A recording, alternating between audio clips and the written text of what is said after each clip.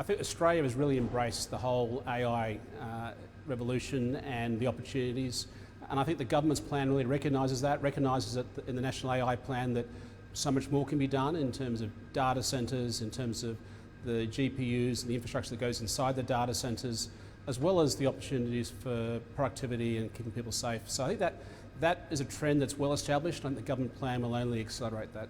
Another data centre company, Iron, is concerned the plan does not do nearly enough to tackle bottlenecks such as slow approvals for grid connections. Is that something you're concerned about too? Look, we're really confident here in New South Wales. We've got a state government that has embraced data centres. So I think it's that state-federal cooperation is very important, and I think it's going to be state by state. You're hoping to have another data centre up and running next year. How will it be powered? I'm in the high-vis vest because today we did the topping out ceremony for our new data centre here at Macquarie Park. This is a very significant investment. It's focused on being as power efficient as possible, because we're moving computers out of people's offices and homes and putting that compute power as well as new AI workloads inside these large scale data centres that use the minimum amount of power for the compute. But what does that mean? Is it powered by renewable energy? We have all sorts of power coming into both renewable as well as legacy network.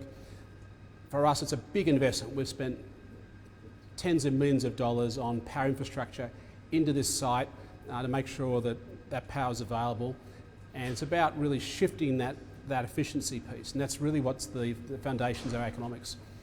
Is energy a stumbling block for a bigger build-out of AI in Australia, given data centres are energy intensive and Australia is already having trouble balancing supply and demand? I'm more confident about energy availability maybe than some others. Why?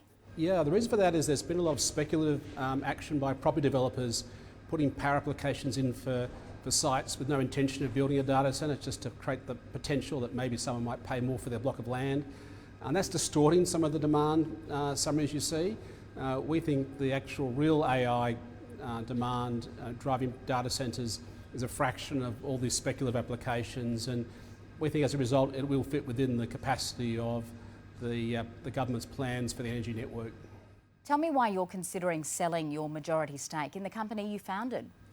Yeah, it's interesting. What's norm in the US and Europe is that data centre operators, when they finish their data centre campuses and sell the capacity, they typically involve pension funds or superannuation funds or insurance companies as the long-term holders. Because what we're building here at Macquarie Data Centres is a 30 to 50-year asset. And so you're looking for investors that have long-term liabilities to their policyholders or the retirees, and they want to match it up with long-term assets. So that's why we're a natural fit. A lot has been written recently about circular financing of AI infrastructure. Are you nervous it might not pay off? Look, I think there's many different models in terms of people investing in AI, and I think probably others are better to speak about which ones are going to be successful and sustainable. I think what is certain though is as people adopt AI, that'll be many different forms. It'll be the software providers adding AI to their software. It'll be government agencies looking to use AI to better serve citizens and corporates similarly. It'll also be people who are new companies starting out with AI. There's going to be a whole range of demand, and of course there'll always be in any market like this speculative investment as well. David Tudehope, thank you. Thank you very much.